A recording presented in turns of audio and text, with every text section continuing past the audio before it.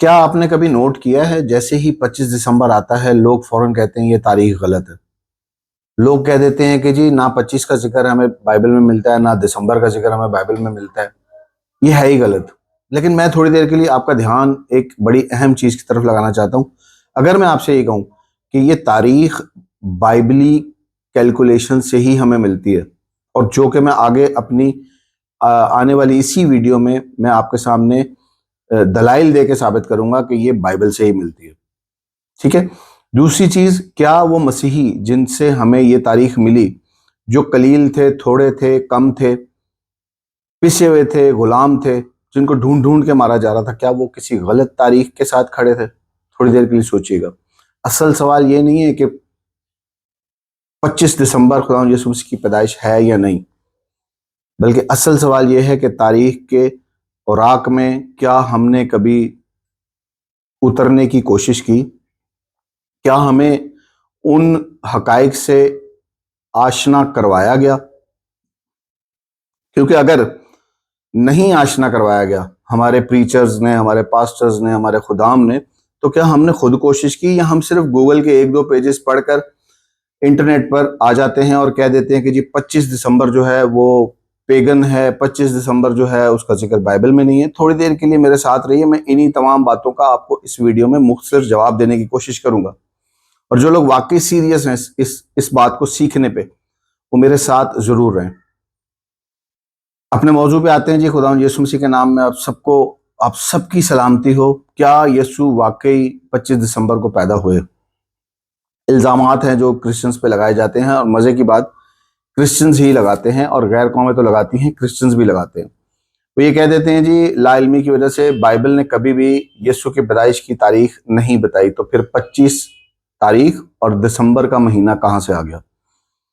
कुछ लोग कहते हैं जी ये दिन सोल इन्विक्टस यानी सूरज देवता का त्यौहार था, जो बाद में क्रिश्चियंस ने कॉपी किया। अब ये सोल इन्विक्टस कौन है, आप इसके लिए स्टडी कर सकते हैं गूगल पे, मेरे पास इतना टाइम नहीं है कि मैं आपको बताऊं।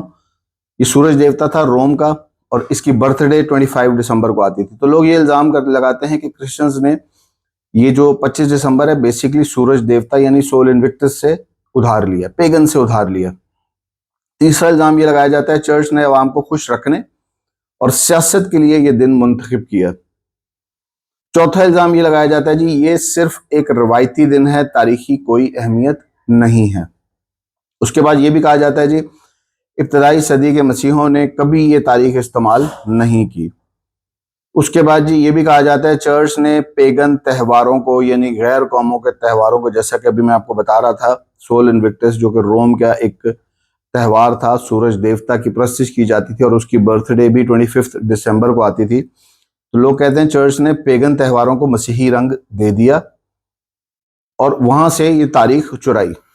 आज की जो वीडियो है जी इसी राज पर से पर्दा उठाने वाली है।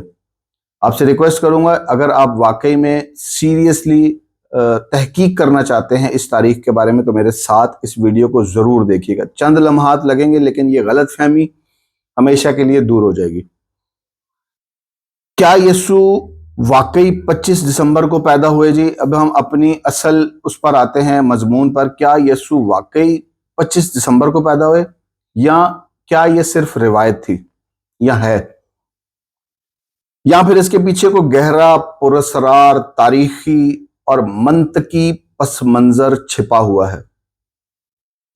अब जी यहां पर मैं आपको थोड़ी देर के लिए बताता चलूं कि ये जी बिल्कुल कैलकुलेशंस, काउंटिंग की जा चुकी है, और ये मेरी, आपकी या आज की नहीं है। अब मैं आपके सामने उस शख्स का नाम रखना चाहता हूं जिसने तारीख में पहली दफा 25 दिसंबर को इंट्रोड्यूस करवाया। ये जी आज से तकरीबन 1800 साल पहले एक बहुत बड़े आलिम जो कि मसीही थे, उनका नाम था हिप्पोलाइटस, ने दावा किया, जिसने आज तक लोगों को सोचने पर मजबूर किया हुआ है। आपको मैंने टाइम भी बता दिया, 1800 साल पहले, 2025 से पीछे 1800 साल पहले। हिप्पोलाइटस ने जी अपनी किताब commentary of on the profit of Daniel में एक बड़ी खूबसूरत बात लिखी है। वैसे तो ये पूरी किताब बहुत ही खूबसूरत है, लेकिन इसमें से जो इस तारीख के हवाले से बात है, मैं वो आपके सामने रखना चाहता हूं। वो ये कहता है जी, मसीह यीशु का जन्म 25 दिसंबर को हुआ, जो जनवरी के महीने के शुरू से 8 दिन पहले की तारीख बनती है। कैसे, मैं आपके सामने कैलकुलेशन करता हूं। 25, 26, 27, 28, 29, 30, 31 और 1, यानी दिसंबर जो है वो 31 का महीना है। तो 25 तारीख को भी आप काउंट करेंगे तो ये 8 दिन बनते हैं। क्योंकि देखें, ये 25 हम अक्सर जब भी काउंटिंग करते हैं तो हम उस दिन को छोड़ देते हैं, लेकिन यहूदियों के यहाँ एक काउंटिंग का फॉर्मूला था, वो था जी इंक्लूसिव काउंटिंग। वो उस दिन को भी लाजमी गिनते थे जिस दिन की बात की जा रही थी। तो अगर आप उस दिन से लें तो ये ठीक 8 दिन बनते हैं, जो कि हिप्पोलाइटस आज से 1800 साल पहले लिख चुका है अपनी कमेंट्री में, जिसका नाम है जी commentary on prophet of Daniel. अब इसी को मैं और आपके सामने इसके दलाइल दूंगा हिप्पोलाइटस के। अब जी यहां सवाल उठता है कि एक ऐसा आलिम जो बाइबल, यहूदी तकवीम यानी यहूदी कैलेंडर्स, नबूतों के इल्हामी हिसाबात यानी कैलकुलेशंस, मैथमेटिक्स का माहिर था, वो इतने यकीन के साथ 25 दिसंबर को क्यों मानता था? क्या इसके पास कोई राज था? क्या कदीम रवायात जो हम भूल चुके हैं, या कोई बाइबली पैटर्न यानी बाइबल का कोई नमूना था इसके पास, जिसको आज के कारीन ने नजरअंदाज कर दिया है, या इनकी नजर से गुजरा ही नहीं, या इनको बताया ही नहीं गया? आज हम इसी मंतक को समझने की कोशिश करेंगे। हिप्पोलाइटस इब्तदाई कलीसिया का एक गैर मामूली इल्म, हिकमत और तहकीक करने वाला आलिम था। इसने जी अपनी तसनीफ में बाइबली तारीख को मुनज़्ज़म किया, इन सब को जोड़कर एक मुकम्मल इलाही निज़ाम बनाकर पेश किया। वो सिर्फ एक आलिम दीन नहीं था, बल्कि वो एक मुर्रख, रियाजियाती जहन रखने वाला मुहक्किक कहते हैं तहकीक करने वाले को, और यहूदी कैलेंडर्स पर गहरा इल्म रखने वाला शख्स था। और वो इसी मजबूत इल्मी बुनियाद पर यह कहता है कि खुदावंद यीशु मसीह 25 दिसंबर को पैदा हुए, और वो इसी मंतक से यानी अपने इन्हीं हिसाब किताब से वो इस तारीख 25 दिसंबर का जिक्र आज से 1800 साल पहले अपनी commentary on the profit of Daniel में करता है। हिप्पोलाइटस एक कदीम यहूदी इलाही चक्कर का असूल अपनाता है जी। क्योंकि यहां मैं आपसे एक और बात करता चलूं कि अक्सर यहूदी लोग ये कहते हैं, अगर आपने यहूदी मिस्टिसिज्म या यहूदियों की जो तालमुद और मिशना किताबें हैं अगर इनको पढ़ा हो, तो वो लोग ये मानते हैं यहूदी रब्बी कि नबी जिस दिन पैदा होता है उसी दिन मरता है। जिस दिन नबी का कोई अहम काम शुरू होता है, अक्सर उसी दिन उसकी जिंदगी का वो बड़ा वाकया भी होता है। मसलन मैं आपको एक एग्जांपल देने वाला हूं। मूसा की बुलाहट, बनी इसराइल की मिस्र से रिहाई, एक ही इलाही असूल हैं और एक ही मौसम में हुई हैं। अब मैं आपको इसकी तरतीब बताता हूं। 40 साल मिस्र में, 40 साल जी मिस्र से वो फरार हुआ। जब 40 साल का था तो वो मिस्र से फरार हुआ। 40 साल मदियान में वो भेड़ बकरियां चराता रहा, और जब वो उसकी डेथ होती है तो उस वक्त मूसा जो था वो 120 साल का था, यानी 40 40 40। आप देखते हैं कितना खूबसूरत एक पैटर्न हमें मिलता है। इब्राहिम को नस्ल का वादा और बेटे की खबर भी एक ही मौसम में हुई यहूदी रवायत के मुताबिक, और वो मौसम था बहार का। यूसुफ ने हुकूमत से मुतल्लिक ख्वाब देखे। कई साल बाद बिल्कुल इसी तरतीब में इसके भाइयों ने उसे सिजदा भी किया। आप सब पढ़ सकते हैं, ये आपको तौरात में मिलेगा।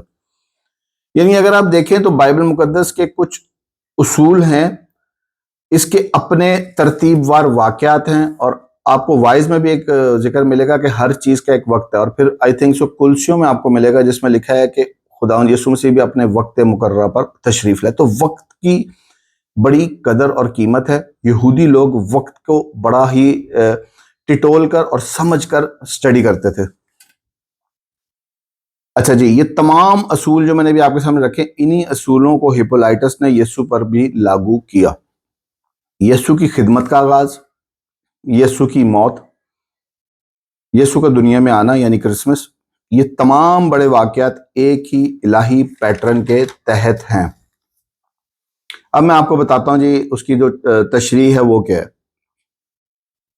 इब्तदाई मसीही रिवायात के मुताबिक यीशु की मसलूबियत जी 25 मार्च को हुई। इसको भी आप गूगल पे देख सकते हैं। यानी यीशु मसीह, क्योंकि हम लोग अक्सर इस बात को जानते हैं और अक्सर आप क्लिप्स में भी देख सकते हैं कि जब लोग कहते हैं जी 25 दिसंबर को खुदा यीशु मसीह पैदा नहीं हुए, इसकी कोई सबूत नहीं, लेकिन वो ये जरूर कहते हैं कि यीशु मसीह ने हमें ये बोला है कि हमें मौत को उनकी याद रखना है। आखिरी फसा वाले दिन आप सब जानते हैं। तो इब्तदाई कलीसिया ने, अगर आप देखें तो ये वो कहते हैं जी ये 25 मार्च थी। हिप्पोलाइटस ने भी इस 25 मार्च की तारीख को बुनियाद बनाकर ये तरतीब दी है।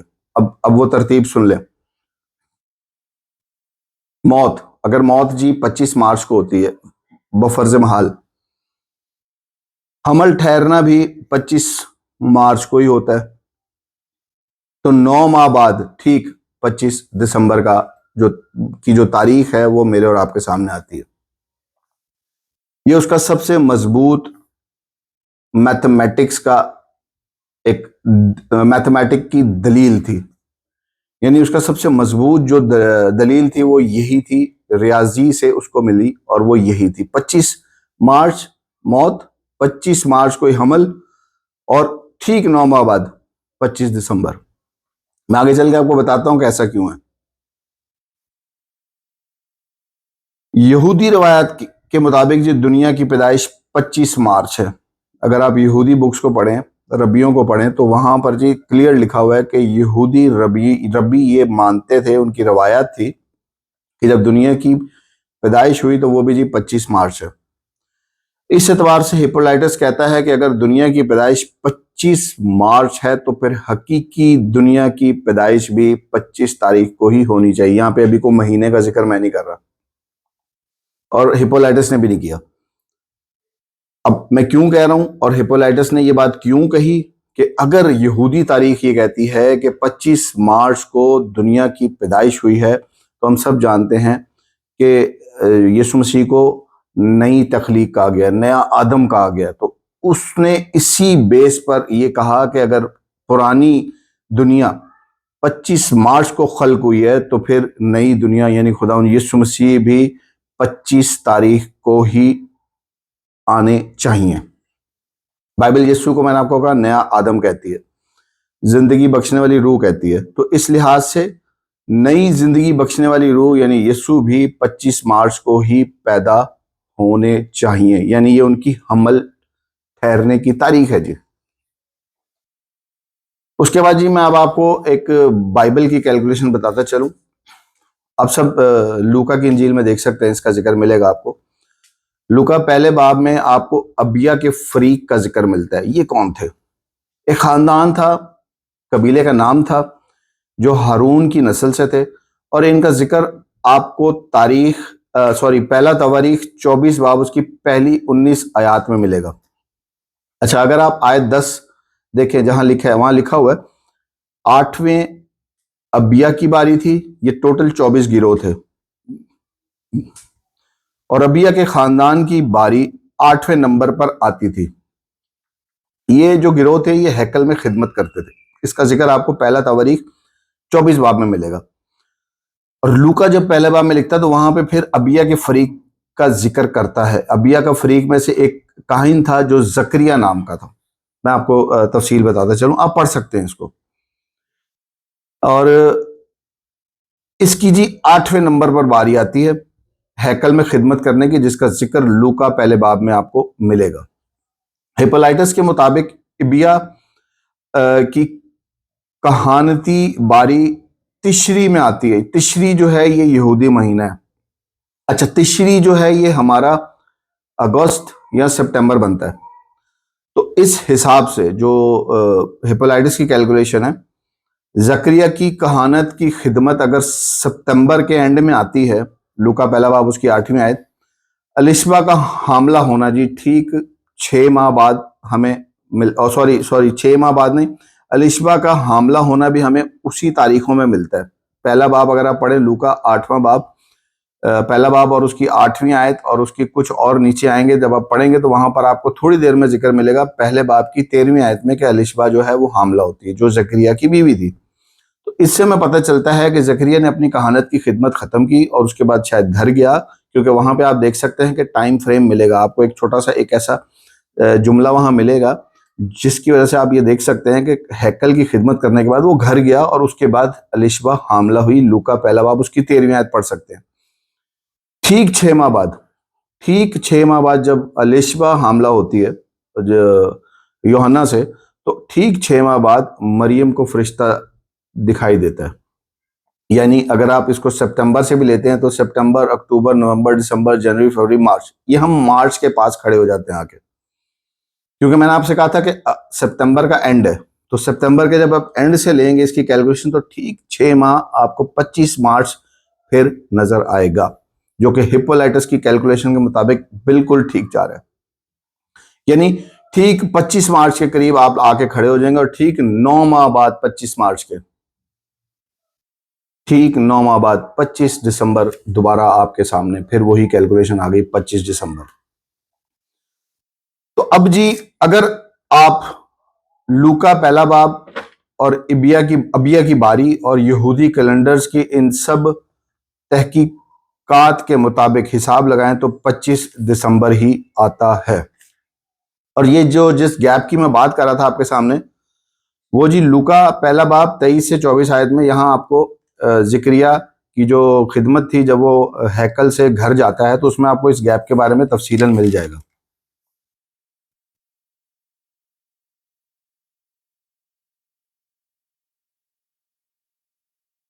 यहूदी जी इसके बाद जी यहूदी तख्लीक की रिवायत भी आपको बताता चलूं। यहूदी तख्लीक के बारे में क्या रिवायत मानते थे? कई यहूदी उलमा का मानना था जी खुदा दुनिया को बहार के मौसम में यानी 25 मार्च के करीब खल्क किया है। तो हिप्पोलाइटस की इस तहकीक के असूल के पैटर्न पर यीशु की तारीख का जो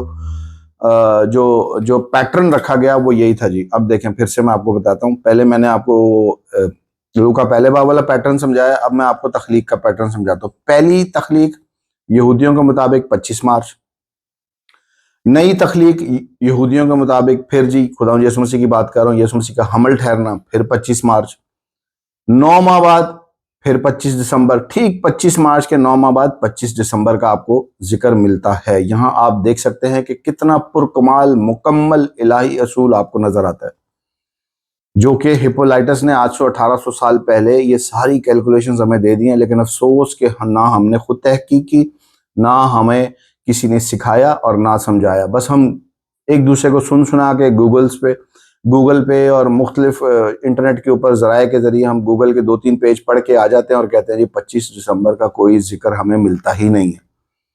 तालमुद के मुताबिक तख्लीक जी 25 एलूल को हुई। 25 एलूल तालमुद के मुताबिक अगस्त या सितंबर का ये महीना बनता है। हिप्पोलाइटस के मुताबिक तख्लीक 25 मार्च को है। अब आप कहेंगे कि ऐसा क्यों? तो जी ऐसा इसलिए है क्योंकि दोनों मुख्तलिफ कैलेंडर इस्तेमाल कर रहे हैं। कौन? यहूदी और हिप्पोलाइटस। और ये मैं आपको एंड में फर्क बताता हूं कि क्यों है। दोनों मुख्तलिफ सिस्टम्स हैं, यानी यहूदी कैलेंडर जो है वो चांद से चलता है और हिप्पोलाइटस जो था चूंकि रोमी कैलेंडर इस्तेमाल कर रहा था ये सूरज से चलता है जी, सूरज से लिया जाता है। इसलिए कुमरी और शमसी तारीखें कभी एक जैसी नहीं होती। इसके बाद जी बाज लोग कहते हैं 25 दिसंबर रोमी बुत परस्ताना त्यौहार है जी। जैसा कि मैंने शुरू में आपसे कहा था, एतराज किया जाता है सोल इनविक्टस, लेकिन तारीख बताती है हिप्पोलाइटस ने 25 दिसंबर को उस वक्त लिखा जब सोल इनविक्टस का त्यौहार अभी मार्ज वजूद में आया भी नहीं था। यानी फिर यह साबित हो गया कि मसीही तारीख जो है वो पहले है 25 दिसंबर और रोमी त्यौहार बाद में है। तो इससे हमें एक चीज बिल्कुल क्लियरली वाशगाफ पता चल जाती है कि 25 दिसंबर कोई बुत परस्ताना तारीख नहीं है, बल्कि ये सूरज देवता से उधार ली गई है।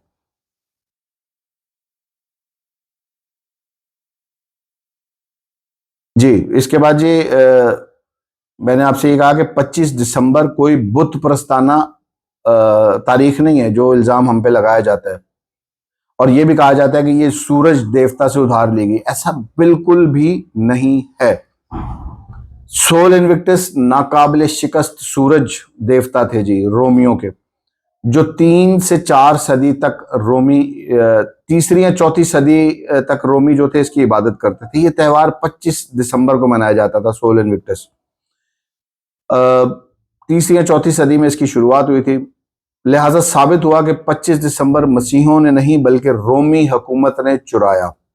रोमी हुकूमत ने मसीहों से यह तारीख उधार ली ताकि अपने बुत प्रस्ताना त्यौहार को खुदा यीशु मसीह की तारीख से तब्दील कर दिया जाए। अब ऐसा क्यों किया उन्होंने? लॉजिकल दलील है जी, वो ये है कि रोम ने जब मसीही मजहब इख्तियार किया तब लोग ये बुत प्रस्ताना अकीदा मानते थे, इस ईद को मना रहे थे। लिहाजा अपनी कुर्सी बचाने के लिए हुकूमत ने यह दिन 25 दिसंबर उठाकर यीशु मसीह की पैदाइश से बदल दिया। लोग भी खुश, हुकूमत भी खुश, क्योंकि लोगों को तो आदत पड़ गई थी बुतों की पूजा करने, और खासतौर पर 25 दिसंबर को सूरज देवता की जो प्रस्तिश की जा रही थी, रोमी गवर्नमेंट ने यह किया कि उन्होंने सूरज देवता हटा के खुदा यीशु मसीह को एज अ देवता प्रेजेंट किया। इससे अवाम भी खुश, उनका दिन भी वहीं का वहीं, उनकी तारीख भी वहीं के वहीं, और अवाम भी खुश और कुर्सी भी बच गई। तो पॉलिटिकली ये साबित होती है बात कि रोम ने, यानी सोल इन्विक्टस जो त्यौहार मनाया जाता था, ये रोमियो ने, इन्होंने दरअसल ये तारीख मसीहों से चुराई, उधार ली, या जो भी आप कह लें। तो जो लोग ये कहते हैं सरेआम मीडिया पर ये कहते फिरते हैं और वीडियोस बना रहे हैं बगैर तहकीक किए, बगैर रिसर्च किए, बगैर कुछ समझे कि जी ये सोल इन्विक्टस से उधार ली गई है ये तारीख, ऐसा कुछ भी नहीं है। आखिर में जी वो लोग जिन्होंने 25 दिसंबर को रीजनेबल प्रूफ किया, यानी जो कहते हैं कि वाकई में 25 दिसंबर ओके है, ठीक है, उनमें जी मैंने सबसे पहला नाम जिस शख्स ने इस तारीख को मरकूम किया था, प्रॉफिट डैनियल की कमेंट्री में, उनका नाम तो मैं आपको बता चुका हूं, सर हिप्पोलाइटस। दूसरे जी सर आइजैक न्यूटन अल-बैरूनी, जो कि मुस्लिम दुनिया के माहिर कैलेंडर थे, माहिर रियाजी थे, यानी मैथमेटिक्स के वो माहिर थे, फल्कियात, जोग्राफिया, तारीख दान थे जी। फिर उसके बाद जी जूलियस ऑफ अफ्रीकानस, ठीक है, उसके बाद क्लेमेंट ऑफ अलेक्जेंड्रिया, उसके बाद जी रोमन चर्च।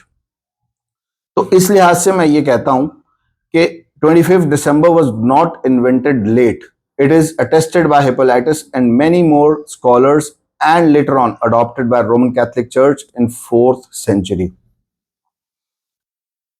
अब जी आखिर में मैं आपको एक और चीज क्लियर कर दूं कि आप हजरात ये सवाल पूछ सकते हैं कि मैंने जो आपके सामने जनवरी फरवरी की जो कैलकुलेशंस रखी हैं वो क्यों, और मैंने आपको बीच में कहा था मैं आपको एंड में बताऊंगा।